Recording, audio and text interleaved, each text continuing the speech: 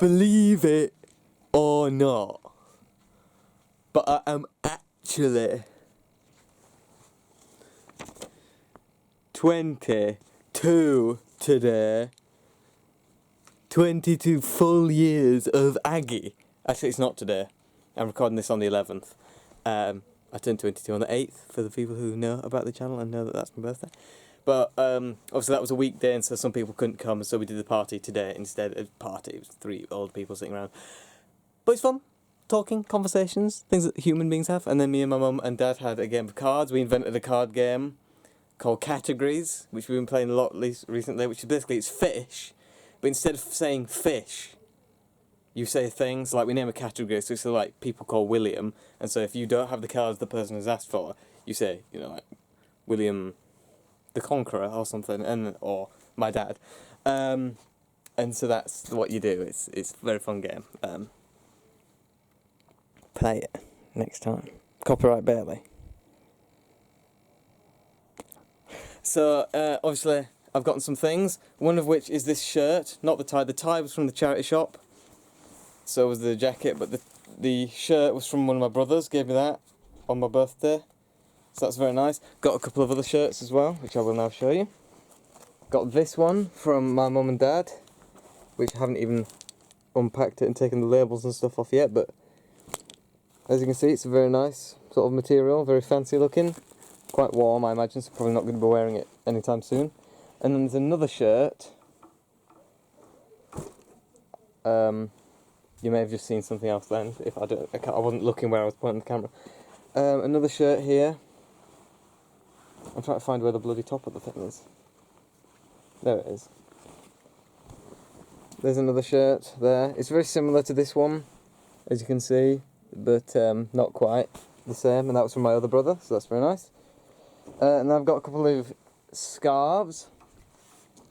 There's one there, it's blue, sort of, you know, monochrome, very nice. And finally, this scarf, which is nice and very sort of stripy. I quite like that.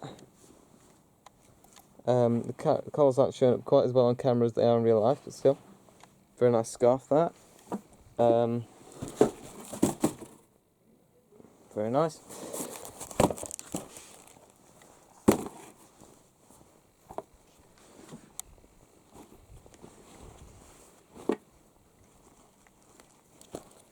On to other things. The thing's so big, which I think I may have already just shown off accidentally, is that it's a Beatles poster that my dad got me. It's bloody big. As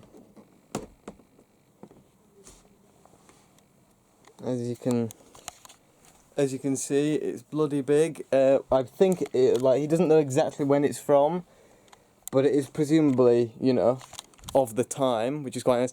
I don't have anywhere to put it. Oh, aren't I dark? Oh, dark and mysterious person. I don't know where I'm going to put it, but, you know, it will find its place eventually. I don't have any room for it anywhere at the moment, so it's just going to go into a cupboard somewhere or into the loft. But we will eventually find a place for it. When the garage is mine, I think I'll put it in there. Other little things that I've got. My mum got me this. It's a set of like ice cube makers with Highland cows. A Highland cow design, because I'm on a bit of a Highland cow obsession at the moment. So that. Also Highland cow. And honestly, even though it's the smallest thing I've got, might be my favourite present. Not including things I've bought myself, because I've bought myself a few DVDs and some books, which I, again, will show you as normal. But this might be my favourite present that I've actually been given from someone else that was a genuine surprise. And if I can stand him up. It is a tiny brass Highland cow. There he is. But that genuinely might be my favourite present that I've been given. Because, look at him. Look at his cute little faceness. Also, a little sticker with an alpaca that says happy birthday, because I have this little guy here who's called Al, who's an alpaca, and as you can see, remarkable resemblance. I think you'll agree. Also, a glasses holder, which is like an Easter Island head thing, which I forget my sunglasses.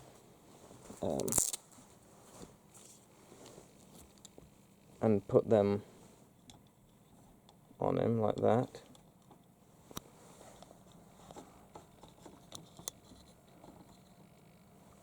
As you can see, that's very nice. So there we are. And I have got, once I just put those back, doing all this stuff one-handed is very difficult. I got £20, oh sorry, £40, two £20, which makes 40, if you can math for yourself. Go and math yourself. I got some bazooka for my veruca, because I've got one of them. So there we are. Very nice. I'm sure you really wanted to see that. Hope you're enjoying your breakfast, by the way. So now on to the things I've got myself. We'll start with the DVDs, because I've got them down here already. The books I gave myself, or I gave out to other people to give back to me on my actual birthday, so they're already on my shelf, so I have to get them down to show you. The DVDs I've just got today. So the first of which is this, Attenborough in Paradise. Now I've already got a full David Attenborough box set, which is that big white one there, which is only half of it. The other half is downstairs because me and Mum are currently watching it. That's all his series, like his life series, so Life on Earth, Life of Mammals, Trials of Life, those things. This is just like the one-off specials. So it's got those things you can see there. But yeah, that's very nice. Very, very glad to have that. Then I've got JFK, Oliver Stone's film. The only reason I've got this on DVD is because it's 3 hours long and I can't be bothered to screen record a film that's that long, so I just got it on DVD instead. But it's a really great film, I've talked about it before. So there we are. And then, my favourite thing DVD-wise that I've got is I have got both volumes of the Alan Clarke at the BBC collection. So this is Volume 1, Descent, from 1969 to 1977. Which you can have a read of there, if you can. Have a pause. And then, Volume 2, Disruption, from 1977 to 1989, there's David Bowie there. And I'm really looking forward to watching these. Because most of these I haven't seen, and a lot of them you can't even find anywhere online, like there's some you can. But I'm really, really looking forward to watching them. As you can see, my shelves have shifted a little bit. I've put some new shelves up in my room. It's very dark, you can't really see. But as you can see, there's some shelves there above my bed where there used to be some paintings. And so I've moved some books up there. So now this shelf, I know there's other things on the shelf at the moment, but they're going to go elsewhere sometimes.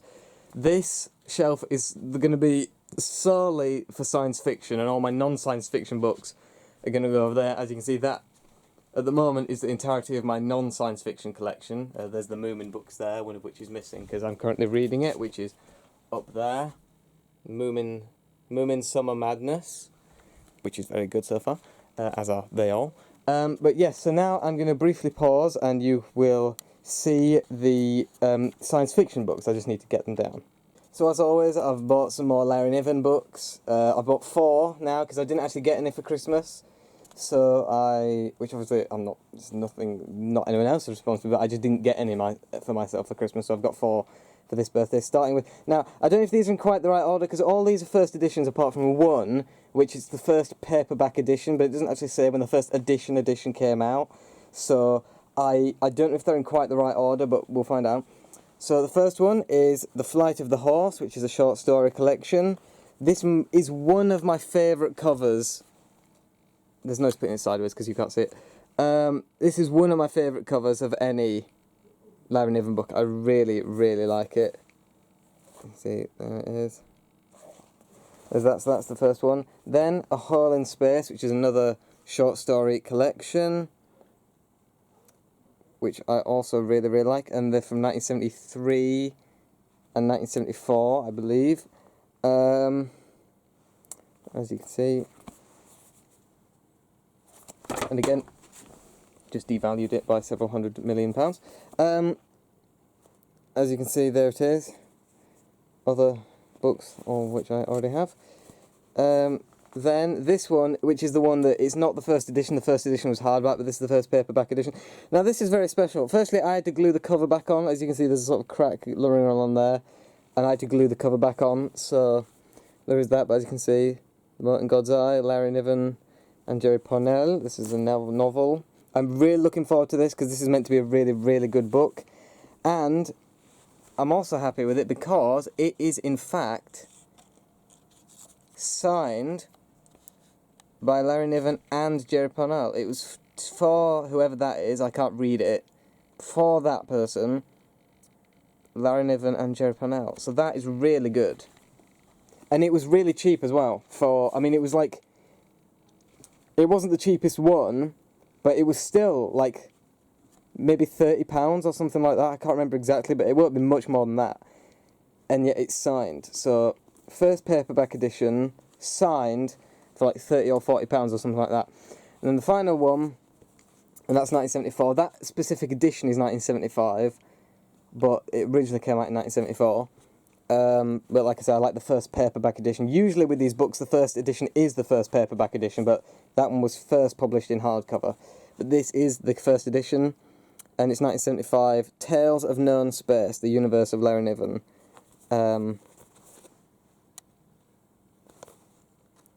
And this one kind of set a template for a lot of future Larry, or like, because I've seen a lot of people have republications of a lot of his earlier books in this style of cover, but this is the only like first edition that's in this style that I know of so far. But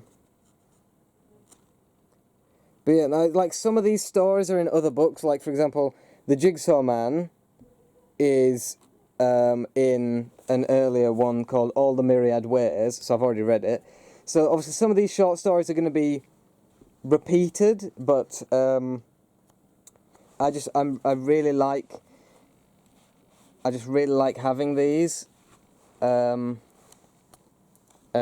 it's just nice to you know, continue the collection. So that's a good 4 books that's going to last me at least until Christmas, I would hope. But yeah, and now on to what you've all been waiting for, the Doctor Who books. The first of which is Doctor Who and the Daleks. Now, people will know I have, it's not a first edition, but I have, the reason they're all knocked over is because all these other books here and down there were all up there, but I've had to take them out just to show you. So that's why I don't normally keep my bookshelf in such distidiness. But as you see, I've got an earlier edition of Doctor and the Daleks. It's not a first edition, but it is an earlier version, but this is a reprint. Because I buy them in bulk, because it's cheaper just to buy them in, you know, buy lots of books. Lots of books and job lots of books. Just buy lots of books in bulk. It just works out cheaper, and I can sell off the copies. But when I get a copy that has a different cover, or like it's a different edition, I'm going to keep it. And so as you can see, this, it has like the same illustration, but it's one of the newer reprints. And so I'm going to keep it. I'm probably never going to read this version because I've already read the other one, and it's an older book, and older books are just more pleasant to read for me. So I'm probably never actually going to read this, but it's just nice to have. So that's that. Then, and I've put these are in order of the stories, because that's how I ordered the Doctor Who stories on my shelves, in order of when the stories are set, like, you know, so not in the order that the books actually came out.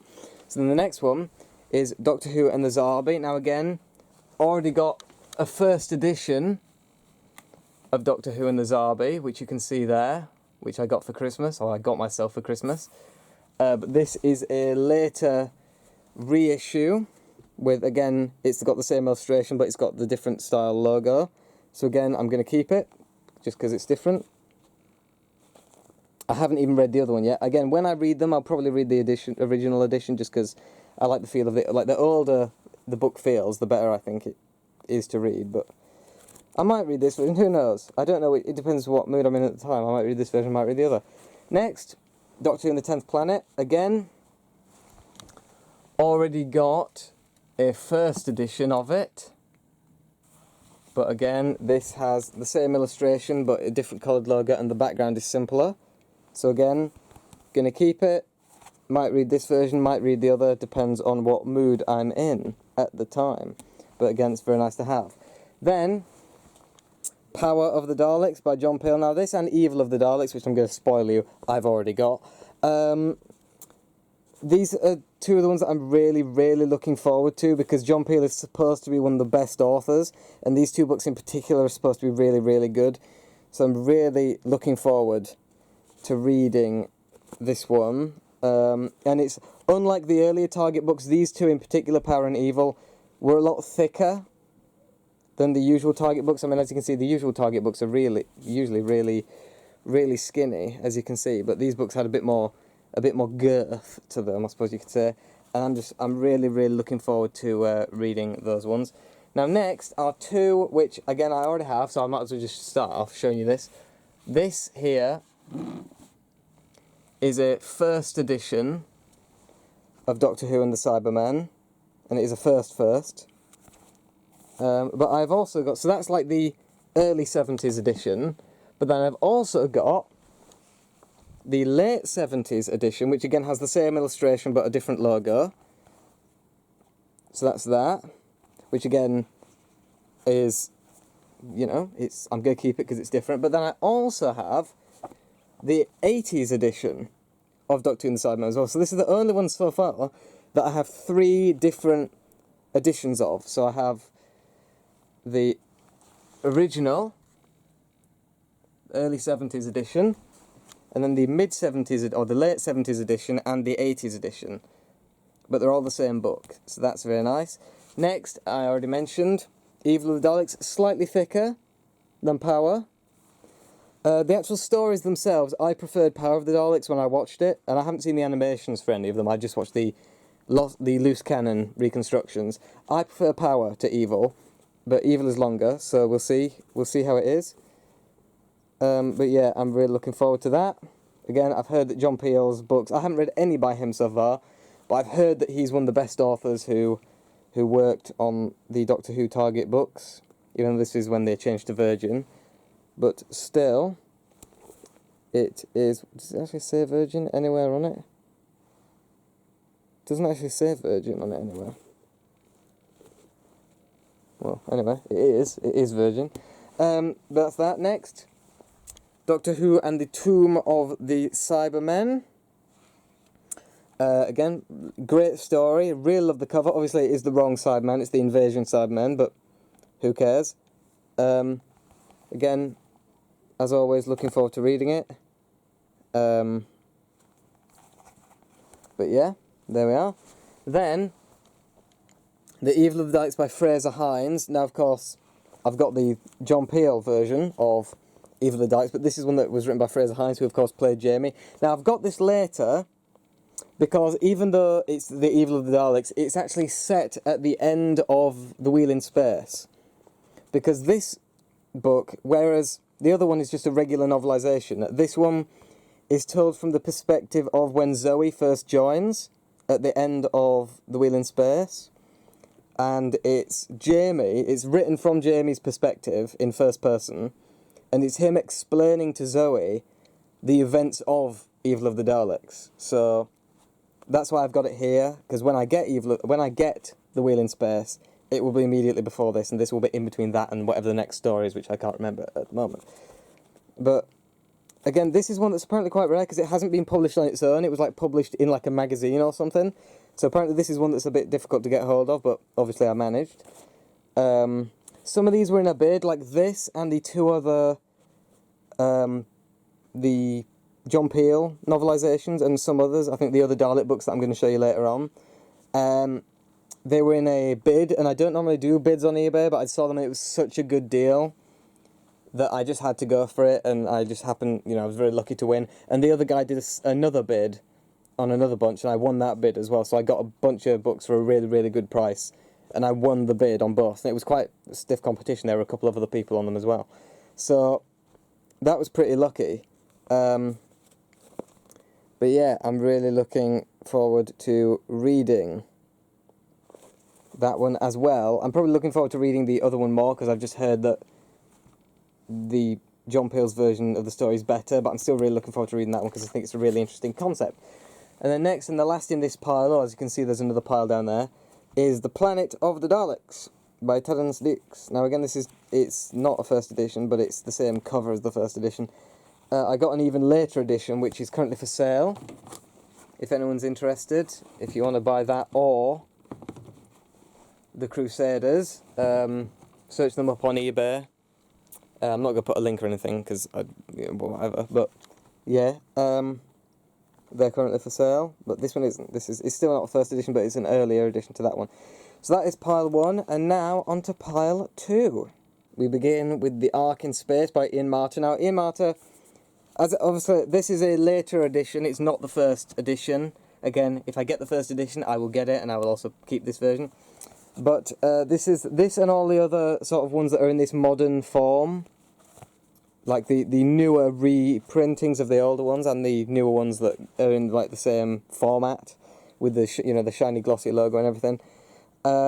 Again, we're in the same group of job lots, the bids that were by the guy who did the John Peel books. So that all came out in English, didn't it? But yeah, Ian Marter, I've heard, again, same with John Peel, I've heard that Ian Marter is one of the best authors, so I'm really looking forward to reading his. I've read The Sontaran Experiment by him, and I did really like it. But yeah, again, I've just heard that this is really good. This is set obviously immediately before The Sontaran Experiment, so I didn't have this to read at the time. But as you can see, there it is, all very nice. Very much looking forward to that. Next, Doctor Who and the Loch Ness Monster, also known as Terror of the Zygons, by Terence Dix. Again, a modern reissue of it, but with the same illustration as the original, same as that, I think. I think that was the illustration that was on the original. I don't know. But, again, haven't read it. Looking very much forward to it. Then I have, again by Ian Marter, and going back to a more vintage one, this is from I think the 70s. Yeah, it is a 1979 first edition of The Ribos Operation, also written by Ian Marter. Really like that cover. I can't really see what's going on. I mean, I can tell that's a creature, but it's been ages since I've watched The Ribos Operation. It's obviously the first part of the Key to Time series, but there we are. Very nice, looking forward to that. Next, Doctor Who and the Pirate Planet. Now this is one that didn't get adapted until later because it was Douglas Adams, and it was Douglas Adams and another guy, Eric Saywood. Douglas Adams and Eric Saywood, they had the stories that it took the longest to adapt because they were really difficult about it. Eric Saywood eventually came around and novelised his stories, but Douglas Adams never did, and so it wasn't until after his death that James Goss here came along and novelised the Douglas Adams story, so we're going to be seeing James Goss again in a bit. But again, it credits Douglas Adams because it's his story, but he didn't actually write any of this, as far as I'm aware. It was all James Goss's work. But again, looking forward to it. I've heard it's good. So, I mean, it's the actual story itself I wasn't too keen on, but, the books tend to make it better. Then we have two which are very interesting. I'm just going to talk about these two at the same time because they're kind of related. The Stones of Blood and the Androids of Tara. The Androids of Tara, by the way, has a misprint on the foil. As you can see, the indentations are where they should be, but the foil, whoever was printing the foil clearly wasn't lined up correctly, because you can see like the top of the R is slightly down, so it's like it wasn't printed in quite the right place, and same with the O, you can see like the top of the O is moved down, so it's like everything is shifted slightly, which is really interesting to me. So that's a very unique sort of misprint. But anyway, I mean, I don't like that logo. That's the new, it's the old logo now, but the Jodie Whittaker logo, I wish they'd have kept it to the classic logo like that, but obviously they didn't. But anyway, these two are quite interesting, the Stones of Blood and Androids of Tara, because they were novelised back in the 70s and 80s, but these are re-novelisations. They're not the original novelization. So they're actually completely different books. So it's kind of like an Evil of the Daleks situation where there's two completely separate novelizations of the same story. So that's very interesting. So it's not just the same story with a different cover. It is actually a completely new book. But you know, that is that. Then back to James Goss. We have City of Death. So it's, again, it says Douglas Adams. Douglas Adams, again, as far as I'm aware, had nothing to do with the writing of this book. As you can see, it was from a story by David Fisher. Now, that I don't understand. Now I'm completely confused. But again, this is one of these ones that I know it's a really, like, highly rated story. It's never one I've enjoyed all that much, if I'm being honest. It's got some great moments of comedy in it, and obviously John Cleese has a little cameo in it. But it drags on a lot, I think. There's lots of scenes where it's just Tom Baker and Lala Ward running through Paris, and these very long extended scenes. But it's, you know, again, the books tend to expand on things, especially these newer novelizations, the longer ones, tend to expand on things, so again, it's probably going to be very good. Now, the book in, like, the newer ones, because of all the books, I think the one I'm looking forward to the reading most is possibly The Power of the Daleks. I think that might be the one I'm looking most forward to reading. But the newer ones that have been more recently published, the one I'm absolutely looking forward to reading the most is this one, Warrior's Gate and Beyond. Now, not only is this a bloody chunky book, because what this book is, Warrior's Gate was novelised in the 80s, I think it was 1981, by Stephen Gallagher, although he did it over in a pseudonym, but it's the same guy. But what the original, because it had to be a certain length, because the target books tended to be shorter, he had to,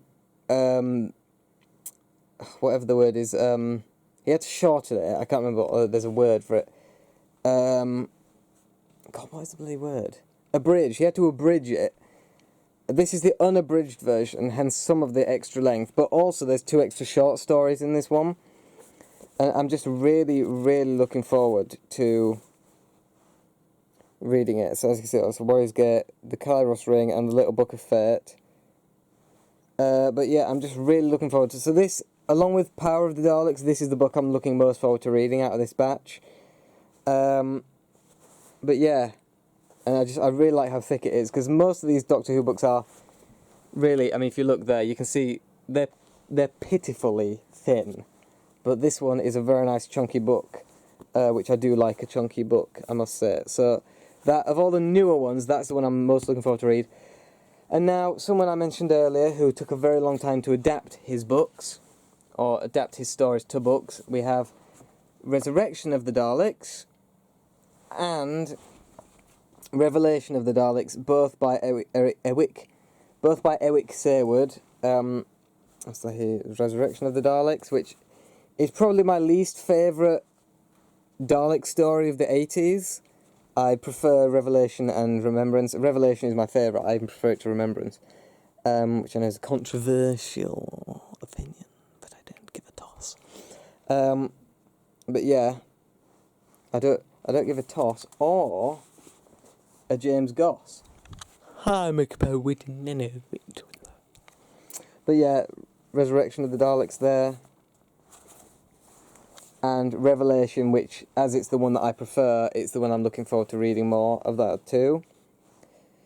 But again, these two were in the same bid that I won that had Power and Evil in. But yeah, I'm just really, really looking forward to reading all of those. So that is, I think, everything that I've got for my birthday. So, I hope you guys have enjoyed this video, this little insight into my life. I mean, I know I wouldn't watch a video of someone else showing off things they've got for their birthday, because who cares what someone else has got for their birthday, but people do watch these, I don't know why. Just a little insight into... I mean, it's more of a... I suppose the fact that it's for my birthday is kind of irrelevant. It's a collection update. The fact that it happens to be stuff I've got for my birthday is not really relevant. But yeah, no vinyl records, because as I said, I haven't... Well, actually, that's not true. I've got some. I did get a few from someone, but they were like... They weren't packaged, so they weren't in a sleeve, and they cracked, some of them. So... And they weren't music that I was ever any interested in anyway, so it's a fairly bizarre present, just some loose records that I don't even care about. I think if I'm being honest, because this person who gave me these is a record collector himself, if I'm being honest, I think he's just using me as a kind of, sort of like, it's a bit like donating them to a charity shop. It's just like getting them out of his own, you know, clearing space on his shelves. I think that's what he was thinking. Because they're certainly not music, they're like dance techno stuff, which I have no interest whatsoever in, and they're just loose, so they don't even have their sleeves, and one of them was cracked. So, I don't know what that was all about. But anyway, that is everything I've got for my birthday. I hope you guys have enjoyed this video. Hope you guys have good birthdays yourselves, whenever they are. 22, I know, I feel like an old gentleman.